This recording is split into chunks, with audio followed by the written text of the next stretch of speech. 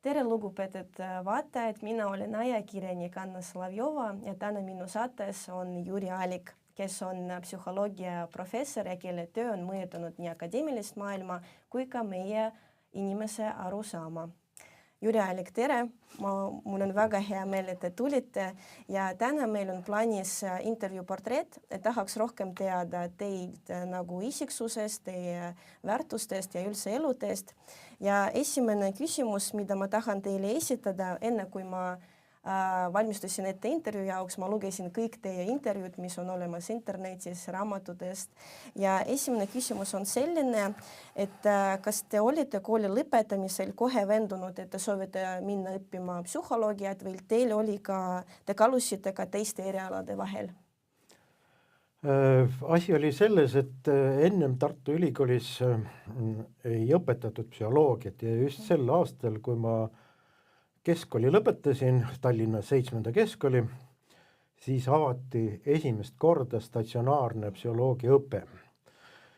Ja kui ma sellest teada sain, ma ei mäletagi, kust ma seda teada sain, aga igal juhul see oli mul niisugune nagu rõõmusõnum selles mõttes, et ma mõtlesin, et tõepoolest, et esiteks esimest korda ja nii vähemalt huvidena sobis see küllalt hästi, nii et mul tegelikult ei olnud mingisugust kahtlust. Sellest hetkest alates, kui ma kuulsin, et see psühholoogia on olemas, siis ma olin täiesti veendunud, et psühholoogia on see õige eriala, kuigi ma psühholoogiast praktiliselt mitte midagi ei teadnud, sest see oli sügav nõukogude aeg ja nõukogude ajal, psühholoogia, ütleme niimoodi, oli väga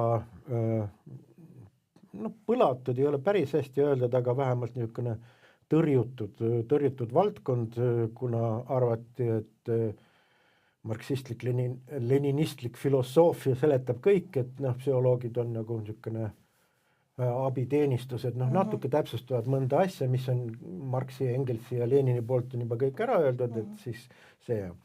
Aga ühesõnaga jah, kui see oli selge, siis see sobis hästi. Ja teiseks sobis see sellepärast hästi, et kui ma noorem olin, siis ma tahtsin saada kunstnikuks, ma käisin kunstiinstituudi ja ettevalmistuskursustel joonistamas ja maalimas, nii et ma mõtlesin seda, kuid siis ma sain aru, et ma võib-olla ei ole nii andekas ja teiseks ka võib-olla ei tahtnud seda elulaadi või stiili, mida ma nii-öelda kunstnike puhul nägin, et see nagu ei tõmmanud, need rohkem niisugune akadeemiline keskkond oli nagu soovitavam. Ja psühholoogia tundus kunsti ajaloole või kunstiteooriale või esteetikale kõige lähemal. Aga teie eluloos on selline asi, et pärast Tartu Ülikooli te läksite edasi õppima psühholoogiat ja pühendasite oma terve elu sellele valdkonnale. Aga mul on selline küsimus, et arvestades sellega, mida te ise mainisite, et psühholoogia oli sellel ajal päris nagu uus selline valdkond, noor, ja kas oli lihtne, et teil on kuidagi oma tulevik planeerida karjääris mõttes, sest nagu praegu on nii palju harusid, nii palju sundi, kuhu minna õppida, ka spordipsühholoogiks või kliiniliseks psühholoogiks, aga tol ajal kas oli lihtne, et te lõpetasite ülikooli ja kujutate ette midagi oma karjäärist planeerida isegi? No tegelikult karjääri planeerimine algas varem, selles pärast, et minu suureks muutjaks minu elus oli minu juhendaja, siis minu juhendaja oli kogu aeg Moskvast, oli Vladimir Petrovitš Zinchenko, kes oli niisugune enfant terrible nõukogude psühholoogias, kes sai kõige nooremana psühholoogia doktoriks ja mis kõige olulisem oli see, et ta on Nõukogude Liidus, võiks öelda siis niisuguse ergonoomika ja tehnilise esteetika looja või rajaja, sest tema nii-öelda õhutusel või abil tekkis Tehnilise Esteetika Instituut ja see instituut uuris siis tegelikult nagu ergonoomiat, mis tähendab seda töökorraldust. Muidugi tol ajal olid kõige olulisemad töökorraldused olid need nii-öelda spioonid, kes kosmosepiltide järgi püüdsid üles leida tanke ja muid asju ja samuti kosmoseprogramm oli sellega, nii et meie esimene sest ülikoolist või Eestist me mingisugust raha või töökohti ei saanud, nii et me elasime pikki aastaid peale ülikooli lõpetamist, elasime nii-öelda Moskvast saadud tellimustööde lepingute alusel ja minu juhendaja oli siis see vahendaja, kes meid siis esimesed aastad üldse nagu elus hoidis, sest muidu ma oleks pidanud kuhugi mujale minema, nii et see oli väga lihtne, nii et selles mõttes. Ja muidugi üks väga suur pluss oli see, et mu väga eluaegne hea sõber, kellega me koos nii-öelda eksperimentaalpsühholoogia siia Tartusse sisuliselt rajasime, oli Aavo Luuk, aga temal läks vist teiselt või esimeselt kursuselt, kui me alustasime õpinguid, siis ta sai üleliidulisele kohale Moskva ülikooli, nii et tema lõpetas Moskva ülikooli ja kuna ta oli olemas, siis ma sain alati tema juures ühiselamus olla ja kuna ka juhend oli seal, nii et ma veetsin väga palju aega ennem lõpetamist, veetsin üldse Moskvas, nii et küll mitte päris ametlik, ametlikult selles mõttes, et mul oli juhendaja kinnitatud Moskvast, nii et mul oli alati hea ettekääne siis olla Moskva ülikoolis. Sellel juhul, kui te olete noor tudeng ja te lõpetasite ülikool, te kolisite teise riiki, see on Moskva, see on päris nagu suur vahemaa, kuidas see oli teie jaoks, kas oli mingi hirm või mingid raskused kohandusi? Ei, üldiselt ei olnud selles mõttes, et see oli küll väike ja tegelikult ma päriselt ei kolinudki sinna, ma käisin seal niimoodi nädalate või paari kuu kaupa, aga niisugust statsionaarselt ma Moskvas ei ole tegelikult kunagi olnud, et kuigi Moskvat me teadsime, me elasime Aavo Lukiga koos ja käisime hommikul jooksmas ja päeval sõitsime kella 8 Lenini raamatukokku, sest kirjandust ju Eestis üldse ei olnud, nii et ainus võimalus oli hommikul varakult tormata Lenini raamatukokku, võtta mingisugused ajakirjad, mis meil tarvis oli ja kopeerida ja seal oli hästi tore aeg, noored inimesed hakkavad naerma, et niisugune asi või võimalik on, et siis oli limiit, võis kopeerida ainult 20 lehekülge.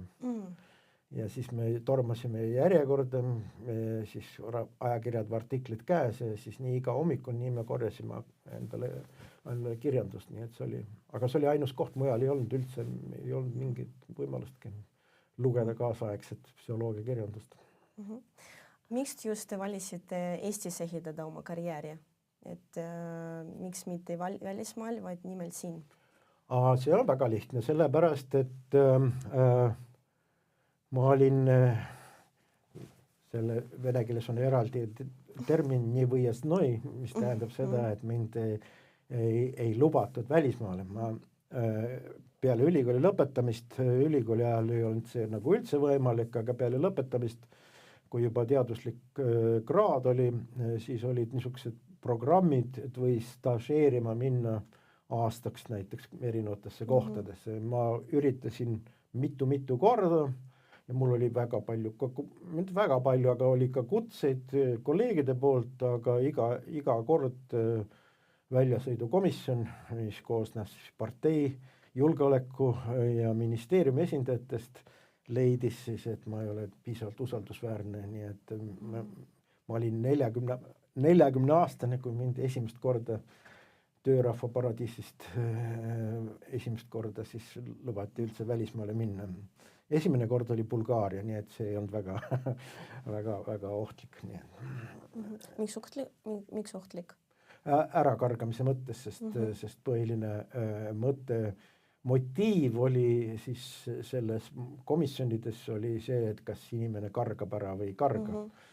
Ja kuna 2 minu kõige paremat sõpra, üks on väga kuulus ja hea psühholoog ja minu väga hea sõber Jaan Valsiner, kellel õnnestus 80. aastate alguses minna nii-öelda turistina välismaale ja ta ei pöördunud tagasi.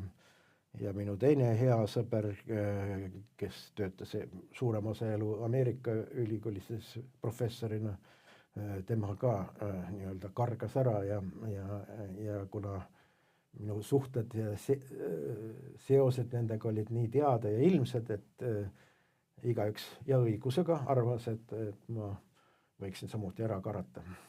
Kuigi mul oli väga niisugune, kuidas nüüd öelda, niisugune pedaal, millele vajutada või raskus oli mul olemas, ma olin abielus ja mul oli 2 last ja noh, see oleks natuke ekstreemne olnud, aga see ikka ei olnud tõsine argument, nii et mind ikkagi ei lastud. Tahan ka küsida selle kohta, et praeguses maailmas on nii populaarne selline teema nagu läbipõlemine, nagu selline karjäärikriisis, mis on ka seotud läbipõlemisega, et see on rohkem puutub inimesi, kes nagu tegelevad ühe erialaga päris palju. Kas teil oli kunagi oma karjääris selline hetk, et teil oli kahtlus, kas ma tegelen sellega, mida ma tahan, või alati oli see kirg sees? Et kas olid kunagi mingid kahtlused või nagu mingi väsimus või ebaõigluse tunne, et... Ei, psühholoogiast ei ole kunagi väsimust olnud, ma pole kunagi kahetsenud, et ma psühholoogiasse läksin. Üks põhjus on see, et psühholoogia on väga lai, nagu noor inimene, kes ise psühholoogiat õpib, teab, ja seal võib olla väga erinev, see võib olla niisugune peaaegu, et humanitaaria töö, kes tegeleb ajalooga ja istub arhiivides näiteks ja ma tean, et mul oli väga palju sõpru, kes olid niisugused hingelt insenerid, kes tahtsid kätega mingit asja ehitada. Jälle on võimalik ja on teine võimalus on see, näiteks on äärmus on niisugune puht matemaatiline psühholoogia, mis on tegelikult väga vähe erineb puhtast matemaatikast. Sa võid eluaeg tegeleda teoreemide tõestusega. Teoreemid see on nii nagu on matemaatikas on niisugused eraldi osa on füüsikavõrrandid, mis on siis need matemaatilised konstruktid, millest võib olla kasu näiteks füüsilise maailma seletamisel. Nii on ka psühholoogias, võiks öelda, et on olemas selline matemaatikaharu, mille niisugune põhiline tarbija on psühholoogia. Ja see põhiline, ma ütleksin, et see, mis see tarbimine pool on mõõtmine. Et kui me mõõdame midagi, olgu siis inimese suhtumist millessegi või mõõdame ka siis ütleme objektiivse seadme abil on nagu lihtsam, aga kui me mõõdame niisuguste inimeste antud hinnangute põhjal, siis see, kuidas nendest hinnangutest tuletada, no ütleme siis näiteks see subjektiivne ruum, mille põhjal inimene langetab oma otsuseid, see on väga matemaatiline probleem ja seda saab uurida. Nii et psühholoogias on väga hea, et sa võid oma see elu või see stiil või see tüüp, mis tüüpi teadlane sa oled, on väga lai, et seal ei ole niisugust ühte varianti. Ja sellepärast ongi hirmus hea, kui ühest ära tüdined, siis läheb teise. Nii et see on üks niisugune vahend, mis siis seda kui tüdimust välistab. Aga tüdimus mul oli see, et kuna ma kunagi nagu jõudsin järeldusele, et kui tahta, siis maailmas nagu jõuda üldse kuhugi arvestatavale tasemele, et teised siin maailmas märkaksid, siis tuleb iga aasta rahvusvahelistes ajakirjades 10 artiklit avaldada. Alla selle on nagu tennises, eks ole, tennisesse võid ka siinsamas toome nõlva all kõksida, aga professionaalne tennis on, seal kogutakse punkte kogu aeg, eks ole, sul on see tennise edetabel ja siis sa näed, kes siis, sa pead igal turniiril osalema, nii et nii nagu professionaalne tennisist peab aastas osalema, ma ei tea, 10 turniiril või isegi rohkem, eks ole, nii on, ma ütlen, professionaalne teadlane, mitte ainult psühholoog, peab kogu aeg avaldama töid. Ja ühel aastal ma märkasin, et mul praktiliselt midagi ei olnud, aga see oli see aasta, kui ma olin sotsiaalteaduskonna dekaan, siis mis ma sain aru, et administratiivne töö ja teadus no vähemalt minu puhul ei lähe kokku ja ma lõpetasin või tulin enne ametliku tähtaega ära, ütlesin, et mulle aitab, et ma nüüd ikka olen psühholoog. Ei meeldi administratiivne töö, mille pärast, et sellepärast, et see dekaaniks olemine mitte nüüd ära ei kurnanud, aga see võttis siiski nii palju tähelepanu jõudu, kuigi ma püüdsin olla nii halb dekaan kui üldse võimalik ja vähe hoolida sellest, mida ma teen, aga ikkagi võttis see nagu väga, väga suure jõu ära, nii et ma otsustasin, et ma lähen jälle tagasi laua taha ja hakkan artiklit kirjutama. Tahaksin küsida, et kui me kujutame ette, et näiteks kui te mõtlete tagasi oma karjääri algusaegadele, kas on mõni otsus või tegevus, mille puhul tunnete, et oleksite võinud teha midagi teistmoodi? Et kas tahaksite midagi, kui te vaadate oma karjääri, et natuke oli vaja teistmoodi käituda või midagi muuta, mingi otsus, et... Jah, raske öelda, aga ma arvan, et kuigi ma arvan, et ma tegin suhteliselt kiiresti, sest ma kaitsesin peale ülikooli lõpetamist vist 2 aastaga kaitsesin kandidaadi, mis Vene riigis oli võrdne PhD-ga ja ega kuna mind välja ei lastud, siis mul ega väga palju niisuguse karjääri võimalusi ei olnud, sest psühholoogiat oli võimalik teha ainult Tartu Ülikoolis ja mujal ei olnud ja minna kuhugi Venemaa või Nõukogude Liidu teistesse kohtadesse ei olnud ka mõtet, sest me tundsime, et me oleme nagu paremad kui mujal või vähemalt potentsiaalselt paremad, nii et ei olnud. Ainus asi, mis ma tean, et seda tegid mitmed minu kolleegid, oli selles, et oli lõplikult arusaamine, et Nõukogude või Vene teaduse süsteemil ei ole mõtet orienteeruda. Sest Nõukogude Liidus oli niisugune erakordselt rumal, kuigi seda oli nii-öelda Saksamaalt laenatud süsteem, kus oli siis 2-astmeline teaduskraadide süsteem. Esimene oli siis teaduste kandidaat ja teine oli siis doktor. Ja doktorid saadi reeglina siis paar aastat ennem pensionile jäämist, sellepärast, et see pidi olema siis niisugune sinu kogu elutöö, sest mujal maailmas doktorikraad on lihtsalt ülikooli normaalne osa, et sa õpid seal bakalaureses või siis võib-olla mitte tingimata magistris ja siis teed, ütleme seal 3-4 aastaga teed doktoritöö.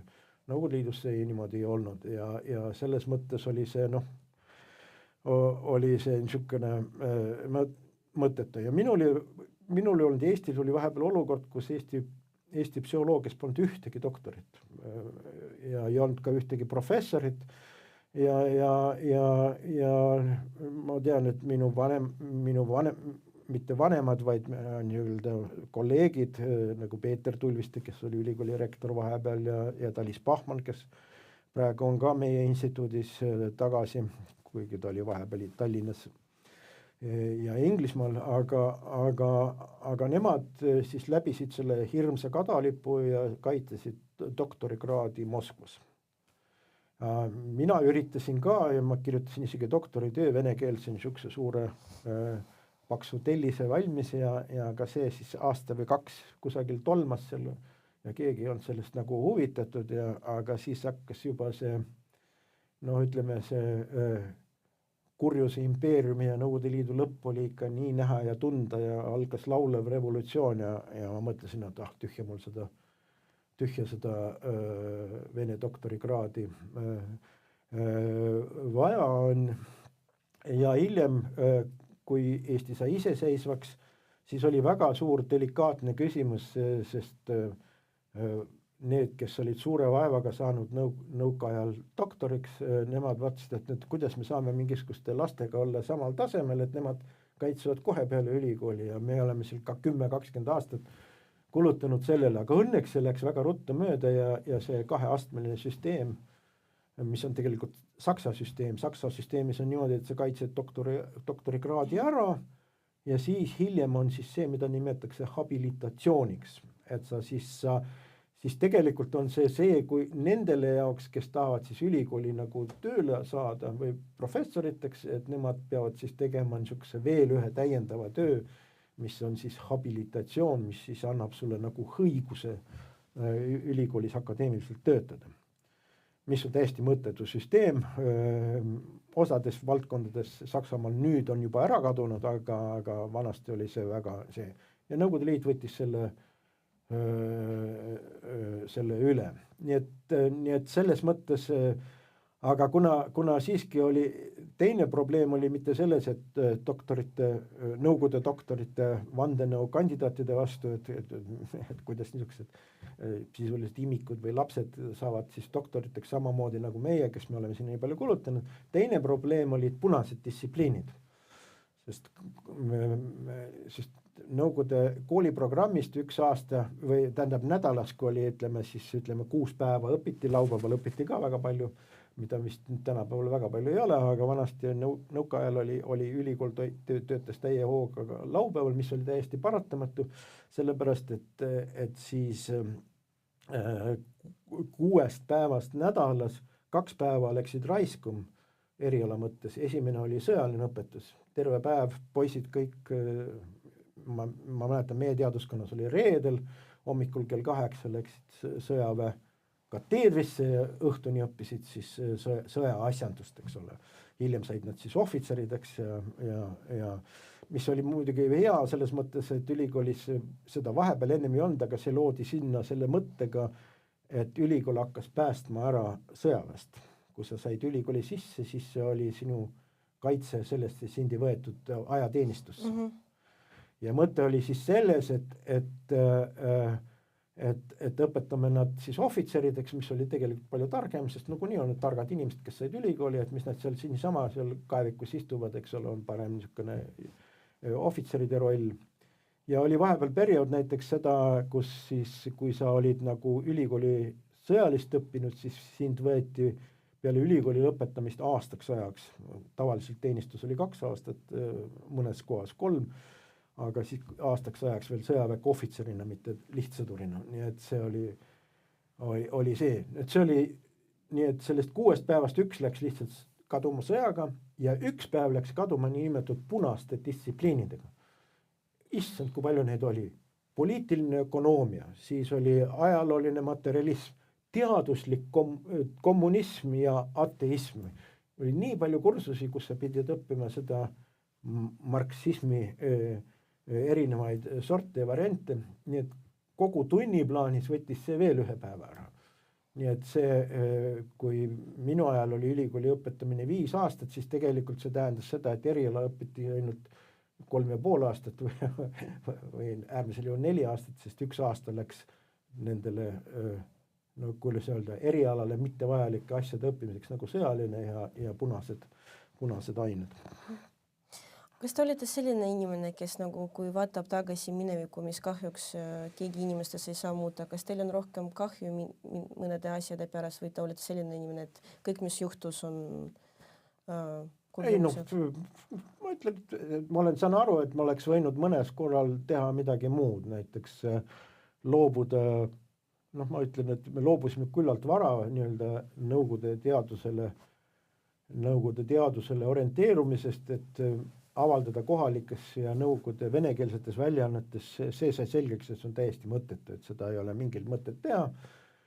Aga keeruline oli see, et välja saatmine ei olnud nii lihtne. Ja see oli väga 2 põhjusel. Esimene põhjus oli selles, et kõik ajakirjad olid paberkujul, et sa ei saanud praegu, sa ei pea mitte midagi tegema, vaid saadad oma faili sellesse toimetussüsteemi ja seal hakatakse sellega toimetama. Aga mina olen veel olnud ka mitte autor, vaid ka ajakirja toimetaja, siis kui oli pabervariandiga, siis sulle pooleldi pabervariandiga, aga algselt oli pabervariandiga. Ma mäletan seda, et me üks esimesi artiklit, mille me saatsime ajakirjale, mis nõudis 8 koopiat, paberkoopiat. Ja artikkel oli mingi, 70 lehekülge pikk, nii et korrutame seda 6-ga, siis on hiiglaslik pakk, mis maksis ka mingi täieliku varanduse, kus seda saatma. Aga asi on selles, et niisama postkontorisse minna ja saata oli ka võimatu. Miks? Sellepärast postkontor ütles, et aga teil ei ole luba. See oli periood, kus võeti seda väga tõsiselt ja selleks, et artikkel välismaa ajakirja saata, selleks oli kõigepealt tarvis ministeeriumi luba. Nii et kõigepealt artikkel, kui ta oli ingliskeelne, tuli tõlkida vene keelde, sest Tallinna ministeeriumis ei olnud ühtegi inimest, kes oleks osanud lugeda inglise keelt ja võib-olla ka eesti keelt. Aga siis ühesõnaga kõik tuli tõlkida vene keelde, siis kõigepealt läksid siis esimene osakond oli siis kinnine või salajane osakond ja sealt sa said eriti tore, et mulle hirmsasti meeldisid, et me saime niisuguse tõendi, ise olime väga õnnelikud ja siis see tõend oli selles, et sa kõigepealt kirjutasid, et selles artiklis ei ole ühtegi riiklikku saladust või üldse mingit saladust, mis võiks olla mingisugust tähtsust, siis sa kirjutasid selles, et selles artiklis üldse ei ole mitte midagi huvitavat, mida keegi võiks nagu isegi lugeda ja veel vähem, et keegi võiks seda näiteks patenteerida. See oli hirmus hirm, et järsku keegi on teinud suure leiutise ja avaldab selle ära ja kõik varastavad selle leiutise ära, kuna patent puudub. No, kirjutad niisuguse asja, et täiesti mõttetu paber, mida sa saadad, siis sellega saatsid siis ministeeriumisse, siis seal 2-3 kuud see lihtsalt vedeles seal ja siis keegi mammi või papi pani siis mingi templi peale, öeldes, et võid selle ära saata. Ja siis sa said ülikoolist niisuguse paberi, mis tuli anda siis postkontorisse, mis ütles, et sul on õigus käsikiri saata välismaale. No. Ja ma ütlesin, et professionaalne teadlane on see, kes kui sul on korralik labor taga ja korralik töö käib, siis ütleme 6-8 artiklit aastas on täiesti normaalne. Kogu see asi seal läbi minna võimatu, no see on täitsa teadust oli võimatu teha nõukogude ajal selles mõttes. Muidugi me loobusime kohe, siis me hakkasime siis tuttavate kaudu salaja läbi Soome ja muude asjade saatma, aga õnneks lõpus oli juba nagu selle nii-öelda Gorbatšovi ajal, kus siis asi läks nagu nimetati perestroikaks, see tähendab ümberehituseks, kui asi läks nagu paremaks, siis väga rangelt neid asju ei peetud ja siis oli juba võimalik otse saata niimoodi, et keegi sind ei tsenseerinud või vaadanud pealt, mida sa teed. Aitäh teile nii põhjalikud vastuse eest. Ma tahan natuke küsida kunsti kohta, et te juba mainisite intervjuu algusel. Ma isegi loen üks intervjuu katkend ajalehes, mis tegid ajakirjanikus teiega ja nad kirjutasid, et me jõudsime Elvasse pärast lõunal. Tavaliselt tööpäevadel on akadeemik Jüri Alik juba suutnud lõpetada oma hommikused kirjanduslikud tööd. See on saanud oluliseks osaks tema elustiilis, sellest me ka täna räägime. Ja teeme fotosid tema kabinetis, mis on raamatute täis põrandast laiani ja siiski tõmbab pilk tahtmatult peatuma seinale olevate maalidel. Selgub, et noor mees, kes seisab pintsliga lõundi ees, on ise Jüri Alik. Ja küsimus on selline, et praegu, milline roll kunst mängib teie elus? Ma tean, et te tegelete psühholoogiaga ja kirjutamisega, aga kas te joonistate, kas on kunst teie elus? Väga väike. Muidugi näitustel ja eriti kui me välismaal olen, siis ikkagi kunstimuuseumi on hirmus tore külastada ja on mõned lemmikud nagu ütleme seal Brüsselis või Amsterdamis või mõnes teises kohas on hirmus tore või Londoni galeriides käia, et see on väga värskendav ja väga tore, aga pintslit või niisugust pliiatsit ei ole ma küll, ma ei tea, nagu aastaid võtnud. Kui mu lapsed olid nooremad, väikesed, siis oli meil niisugune oli väga populaarne saade, võib-olla on see sellest tingitust, onu Raivo oli see, kes joonistas suurepäraselt, kaameraga näidati, kuidas ta joonistas neid asju, geniaalne joonistaja oli suurepärane, oli see ja mina äratasin siis oma kasinad oskused üles, nii et meil oli niisugune, oli niisugused iga õhtu enne magama jäämist, siis ma istusin voodiserval ja siis joonistasin lastele mingisuguseid mehikesi või muumisid või mis iganes, nii et see neile hirmsasti meeldis, kui iseenesest väga tore vaadata ja kui siin ühele paberile järsku tekivad tuttavad kujud ja kuidas mõni liigub ja mõni naerab ja midagi teeb, siis see oli väga tore, nii et see, aga sellest ajast peale, sellest on ka nüüd hästi palju möödas juba kümneid aastaid, aga ma ei ole üldse ja ei ole ka niisugust, teisteks ei ole aega ja ei ole ka niisugust väga suurt kirge või niisugust vastupandamatut, et nüüd ei saa teisiti, peab midagi hakkama tegema. Natuke asendasin ma sellega, et kunagi ma ostsin endale korraliku teleobjektiiviga fotoaparaadi ja kuna ma Elvas elan, siis ma panin linnu söögimaja köögiakna alla, nii et ma sain läbi akna pildistada, nii et ma praegu ka meeldib aeg-ajalt teha, nii et vaadata pildistada linna, mis on peaaegu nagu fotode tegemine on natuke sarnane ikka selle kunsti tegemisega ka, nii et kui sa mingi sabatihase või tuttihase või siis saad nagu saad pilti väga ilusti, siis see on päris umbes sama tunne, nagu oleks ise pildi teinud. Väga armas kõlab tegelikult, aga ma mäletan, et intervjuul oli ka mainitud, et seal oli ka joonistanud teie isast, kes joonistas sama kunstik, kes joonistas teilt. Kas teie isa, millega ta tegeles oma elus? Kas ta on ka teaduse inimene või? Ei, see on mitte isa, vaid seal on isa pilt, on seal krokii selles raamatus, mille ma kaasa tõin, on need pildid seal sees olemas, need võib sealt vaadata. Aga minu niisugune õpetaja, juhendaja, kuna ta oli meie perekonna tuttav, siis nagu mängult võeti mind õpilaseks, nii et ma käisin kogu aeg tema stuudios ja suved veetsin tema maakodus, selle kunstniku nimi oli Richard Sagrits. Ja tema on üks 3, kes joonistas Estonia lae maali, mis on, mõned ütlevad, et see on niisugune täielik nõukogudeaegne monstrum, aga tegelikult on seal väga nii kena nii kunstilises mõttes, kui sa sisu ei näe neid seal töölisi ja talupoegi, aga lihtsalt vaatad seda kui niisugust dekoratiivset elementi, see on väga kena, nii et selles mõttes et mina olin nagu nende perekonna, ma ütlen nagu lapsendatud liige, vaid olin lihtsalt aitasin ka neid kiviktaimla ehitamisel ja kivide tassimisel ja muudel asjadel ja autojuhina hiljem ja nii et selles mõttes oli see mulle niisugune väga, väga huvitav elamus, nii et ma kogu aeg siiamaani mõtlen. Ma räägin natuke kirjutamisest, et te kirjutasite väga palju raamatuid ja nad on kõik nagu psühholoogias tegelikult ja te isegi kuskil mainisite intervjuus, et see on teie sõnad, et hea kirjutamisoskus on akadeemilises maailmas väga suur väärtus. Ja mul on selline küsimus, et kas teil oli kunagi mõte või soov kirjutada mingi raamatus, mis näiteks on detektiiv või näiteks midagi ilukirjanduslik, et midagi psühholoogia eriala väljaspool, et kas oli selline kunagi mõte? Ma ütleksin, et see mõte oli ennem, kui ma üldse psühholoogia nime olin kuulnud ja teinud, nii et kui ma koolis käisin, siis ma käisin, oli niisugune asja nimetus, oli noorte autorite koondis ehk NAK.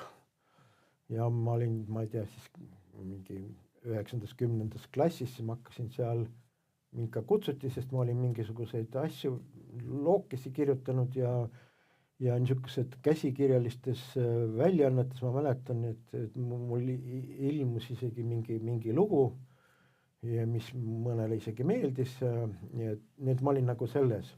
Ja tegelikult ma just, kuna mul paluti kirjutada, kuna Peeter Tulvistel läheneb 80. sünnipäev,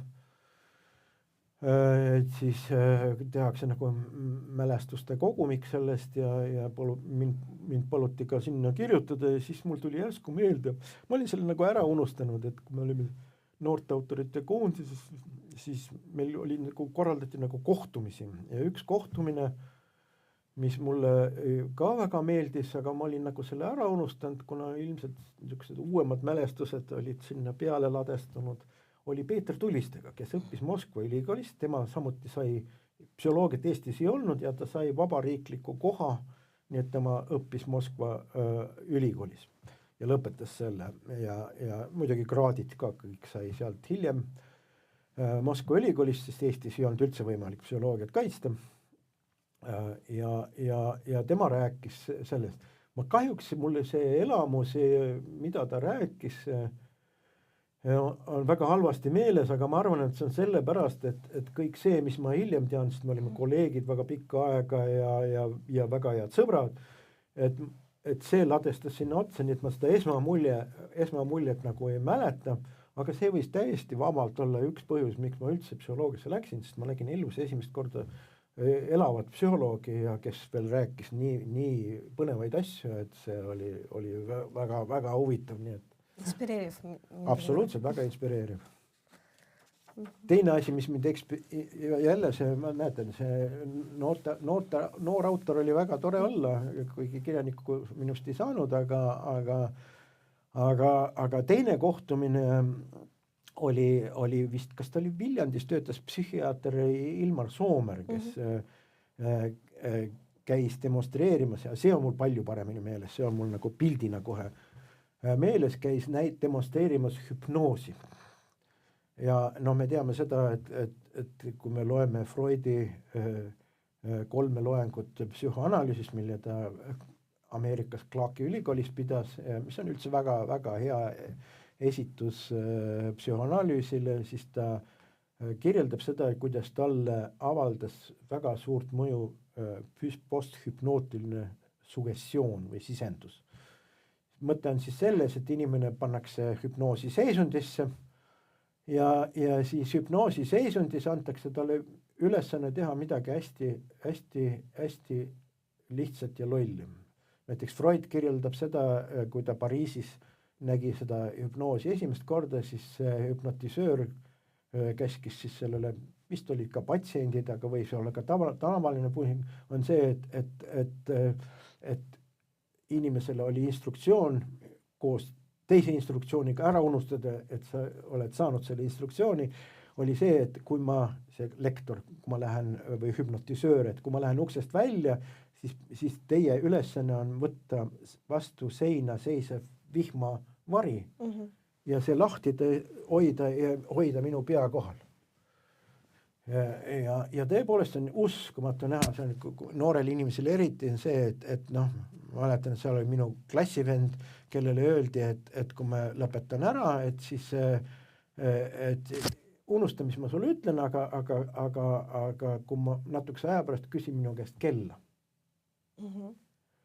Ja noh, kõik, kes ei olnud, kes nägid seda pead, ootasid põnevusega, et noh, nüüd lõppes ära, tulid välja, kõik olid rõõmsa näoga, midagi ei mäleta ja läheb natuke tõesti minut mööda ja minu klassivend küsib Ilmar Soome käest, vabandage, et mis kell on praegu.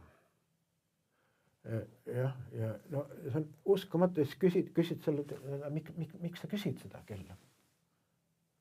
Mu kell on võib-olla vale, et selles ei ole. Veel parem oli, mis mind täitsa endast välja viis, sest see ülesanne oli eriti idiootlik. Oli see, me jälle minu klassivennaga öeldi siis seda, et kui sa hakkad uksest välja minema, siis võtta oma pintsak seljast ära korraks. No, inimesed lähevad välja, need tavaliselt pintsakut ei võeta sellest ära, eks ole. Aga siis noh, kuna me juba nägime seda, et see instruktsioon mõjub, siis loeng lõppes juba ära, kõik käisid seal ringi ja kõik ootasid niimoodi, vaatasid selle minu klassivenna peale, et kas ta läheb siis ukse poole, sest me kõik ootasime, et no nüüd ta võtab ära.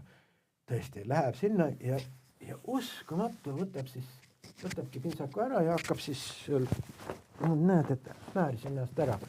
Nii et see oli Freudile kõige tugevam mõju oli selles, et inimesed annavad täiesti lolle või olematut seletusi. Me näeme põhjust, miks ta inimene niimoodi käitus, eks ole. Nagu teha vihmavari lahti. Ja see sama Pariisis, mida Freud nägi, see hüpnotisoor küsib sellest, aga miks sa teed selle lahti, aga härra professor, et väljas sajab vihma, et võib-olla oleks targem, kui me kohe juba algusest anname teile vihmavarju. Ja minu sõber klassivend ütleb, et no näed, läksin siin vastu kriidist seina, näed, pintsak ongi must, eks. Et see Freudi jaoks ja minu jaoks samamoodi oli see, et see, mida inimene ise räägib oma käitumise põhjustest, miks ma nii tegin, eks ole. See on välja mõeldud, see on fiktsioon, see on tagantjärgi seletused, et hea välja näha, et põhjendada või õigustada seda, mida täiesti loll asi, mida sa tegid, aga selle. Ja Freud väga kirjutab õieti on see, et kui me selles situatsioonis ei usalda seda, et inimene teab, mis ta teeb, mis on tema käitumise põhjused. Miks me peame siis teistes olukordades seda usaldama? Noh, kui inimene ütleb, et sa oled minu parim sõber, et ma sind väga armastan ja kõike teen. Jah, ongi nii. Et siis on meil põhjust nagu öelda, et võib-olla ei olegi ikka päriselt selles nii. Nii et võib-olla ma ütlen, et Tulvist oli kindlasti super ja ma üldse nägin nagu ütleme elusat psühholoogia esimest korda, aga see näha hüpnoosi, mida tavalise inimesega teed ja kõige olulisem on see, et see inimese enda seletused oma käitumise kohta, et see on kuidas nii-öelda fantaasiamaailm. Inimene ei tea, kes ta on, ta ei tea, mida ta teeb ja see oli Freudi põhijäreldus. Ja läkski otsima seda, et kusagil seal alateadvuses ongi mingi asi, mis siis tegelikult asja juhib. Ma lähen tagasi natuke teie isiksuse juurde ja ma tahan veel üks kord tsiteerida ka juba intervjuu Müürilehel, kus te ütlesite, et minu vanuses ja mitte ainult füüsilises, vaid ka akadeemilises ongi reeglina korraga väga palju asju töös. See on edukas strateegia, kuna siis on võidu tõenäosus suurem. See on nagu loterii, kus ostad rohkem piletid, siis võidu võimalus kasvab. Samal ajal tuleb tegeleda umbes 10–12 projektiga. See sõltub ka temperamendist ja natuurist. Mina olen väga püsimatu ja mulle ei meeldi pikalt ühe asja kallal nokkida. See tõttu on ühest valdkonnast teise hüppamine on väga tore, eriti kui on häid kolleege, kellega saab midagi koos teha. See on teie olid sõnad ja kas teie jaoks on tegutsemine mitmes valdkonnas korraga on olnud pigem teadlik strateegia, mida te kasutasite või see tuleb teie iseloomust?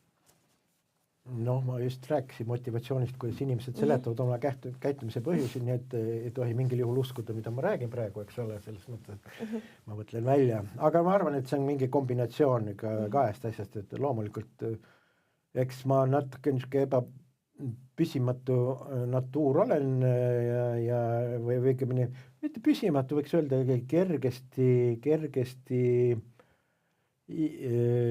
igavust tundma hakkab, nii et see läheb igavaks asi, et ei taha ühe asjaga kogu aeg tegeleda, et oleks tarvis midagi uut, et see on üks põhjus. Aga teine on see, et kui sa näed, et see retsept nagu töötab, et siis miks mitte. Nii et selles mõttes ma ei ütle, et ma nüüd oleksin väga nii teadlikult otsinud neid asju, aga see mõte on see, et kui keegi teeb niisuguse hea ettepaneku või sina teed kellelegi ettepanekut, kuule, teeme selle ära, et see on veel tegemata, et kuule, täitsa hea idee, siis on see on väga õige. Ja see ei oma tähtsust, kas oled ennem midagi teinud või ei ole teinud, nii et see on ju. Aga see on, ma arvan, et see on üks teine asi on selles,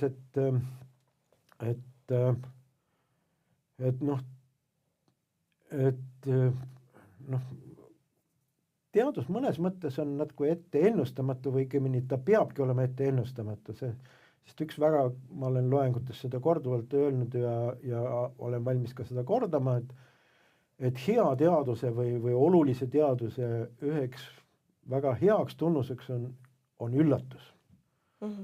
Näiteks kui keegi ütleb ja meil on uurimistöid ja magistri ja lõputöid on see, et kus tulemus on see, et mehed on keskmiselt naistest pikemad. Kas keegi on kunagi vastupidist väitnud? Ei ole, et see ei ole, üllatust ei ole. Ma ütleksin niimoodi, et selles mõttes, et hea teadus on see, et kui tulemus on paradoksaalne või üllatav, mida tavaliselt mõeldakse täpselt vastupidi, kui sa saad mingisuguse asja, mis on teistmoodi, kui kõik mõtlevad, siis on see asi võib-olla väärt midagi. See on nagu üks väga selge tunnus. Aga mis tähendab seda, et sa võid muidugi nagu mehaaniliselt mõtleb, pööran kõik asjad ümber, et järsku on see ümber pööratud asi siis tegelik põhjus.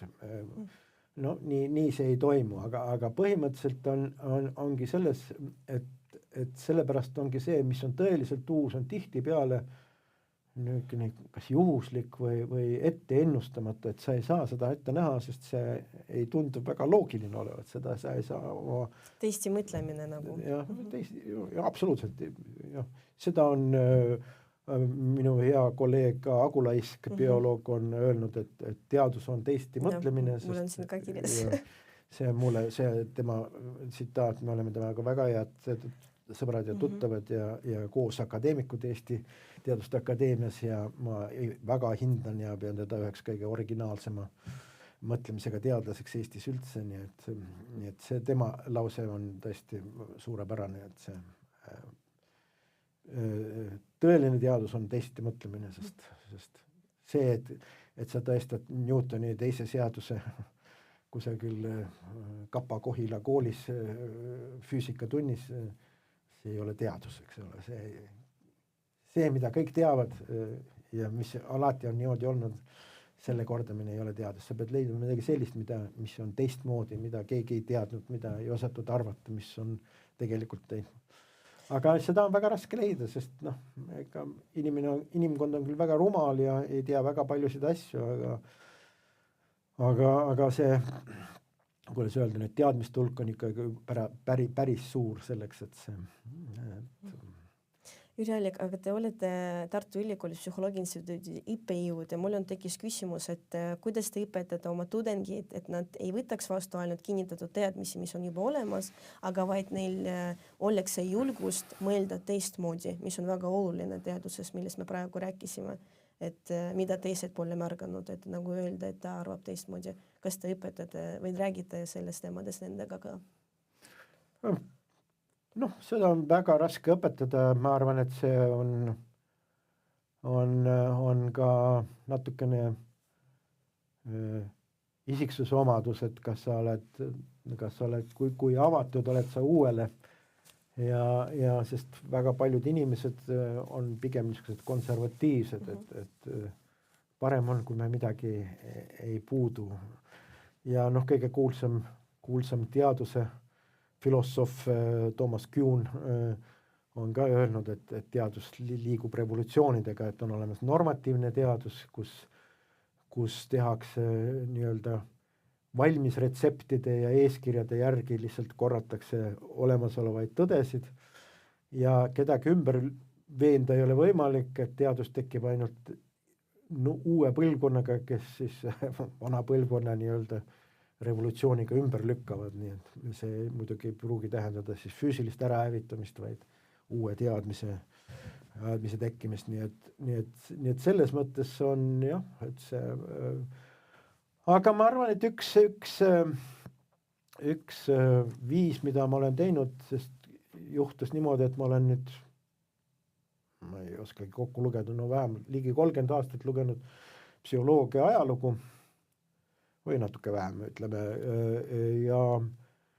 ja üks teema, mida psühholoogia ajaloos on alati nagu tarvis esile tõsta, on see, et see, kuidas me praegu mõtleme, ei ole see, kuidas me mõtlesime mõnikord varem, eks ole.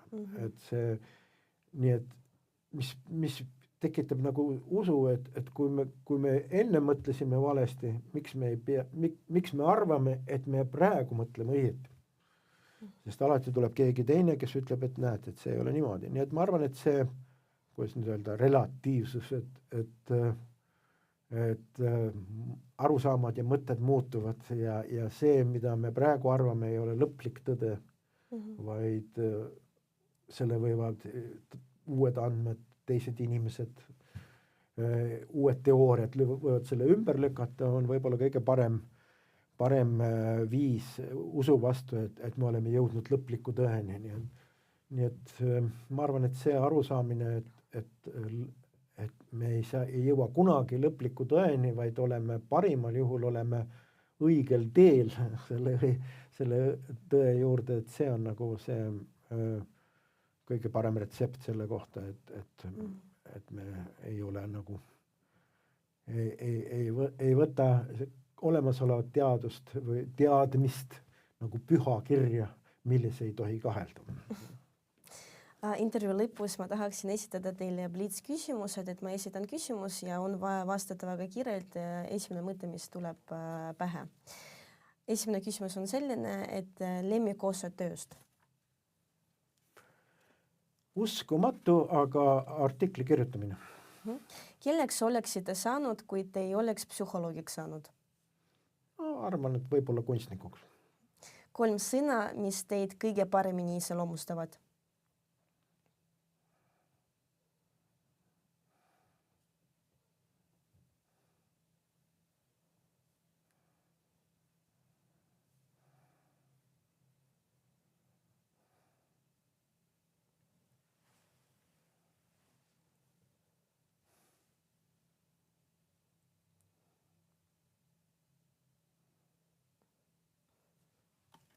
Uudishimulik,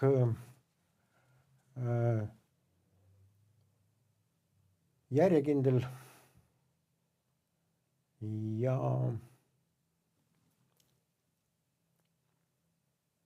süstemaatiline. Mis on teaduse peamine väljakutse täna?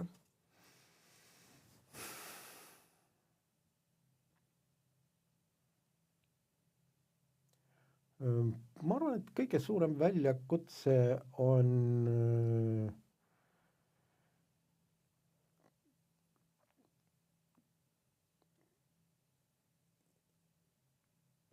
antiteadus või siis soola puhumine, New Age, kõik muud sellised asjad.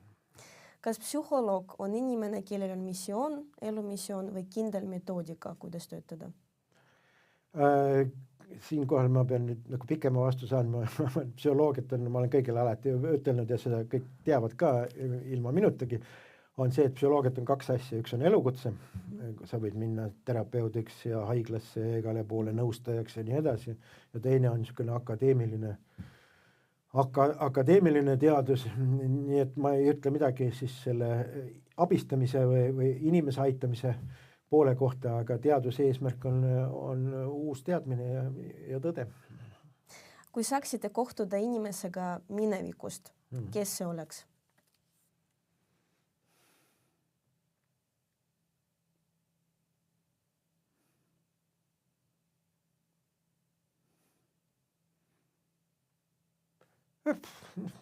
Võt, asi on selles, et see on natuke ambivalentne minu jaoks selles mõttes, et kahjuks hiljuti lahkus minu elu võib-olla kõige olulisem inimene ja mentor Endel Tulving, kes on üldse maailma, kindlasti ka kogu Eesti teaduse kõige kuulsam ja tuntum psühholoog, ja ma tundsin väga hästi, me olime väga head sõbrad ja nüüd on paar aastat juba lahkunud meie seast. Nii kõige naljakam on see, et ta oli võrratu suurepärane inimene, geniaalne teadlane, täiesti suurepärane, ma kirjutan tema ülesandel, ta andis mulle ülesandel, et ma pean temast monograafia või raamatu kirjutama ja ma kogu aeg loen tema asju ja püüan aru saada, sest ta oli mälu-uurija ja ma mäluga olen väga vähe tegelenud, välja arvatud see, et ma tõlkisin tema raamatud eesti keelde ja tema tööd ja kirjutades, vaadates, mida ta kirjutas kunagi ammu, mul on kogu aeg hirmus tahtmine olnud, et ja kuigi me kohtusime ennem, kui ta lahkus meie seast ja kui ma sain selle ülesande, siis me pidasime praktiliselt 2 nädalat iga päev 6-7 tundi järjest rääkisime asju, ma kirjutasin üles ja küsisin, ikka mingi asi küsimata, nii hirmsasti tahaks, et oleks veel, saaks temaga rääkida ja küsida, aga eks ma mõtlen siis välja, mis ta võis öelda. Milline on teie suurim hirm?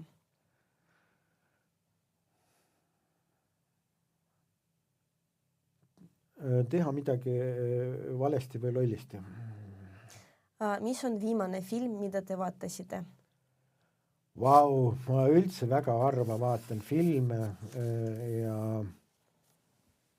ja ausalt öeldes ma ei mäleta. Lihtsalt ei mäleta, see on kindlasti oli väga ammu, et ma ei ole ühtegi head. Kujutame ette, et kui teist tehakse film või teatrietendust Siis kes sobiks kõige rohkem teie rolli näitlejatest? Mina ise. Ja viimane küsimus, millest unistab Jüri Allik täna?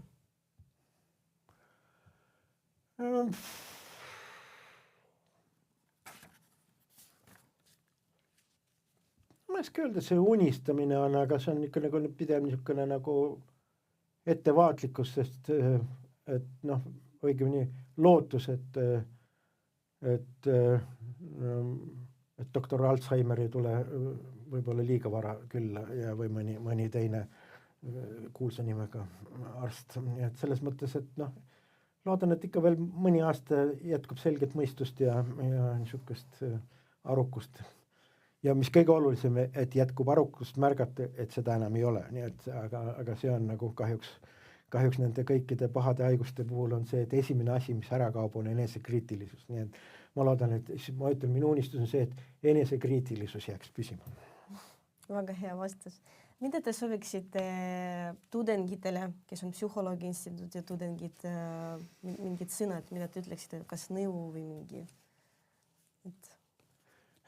Kui see on psühholoogid, siis on mul kindel sõna või sõnum on see, et ma olen ka vist isegi loengus seda öelnud, et ma õnnitlen teid, et psühholoogia on kõige huvitavam, kõige parem teadus, mis üldse on olemas ja kui keegi mõtlevad, et füüsikud ja bioloogid teevad suuri avastusi, siis ma ütlen, et kõige tähtsamad ja olulisemad avastused on veel psühholoogide teha. Nii et jõudu, mõistust ja tarkust selle tegemisel. Jüri Allik, aitäh, et te tulite, et te nii siiralt vastasite kõik küsimustele, mida ma esitasin ja ma räägin kõigidele suur aitäh ka, et te vaatasite minu esimene intervjuu eesti keeles, mis oli nagu päris tähtis minu jaoks ka ja ootame järgmisi episoodi.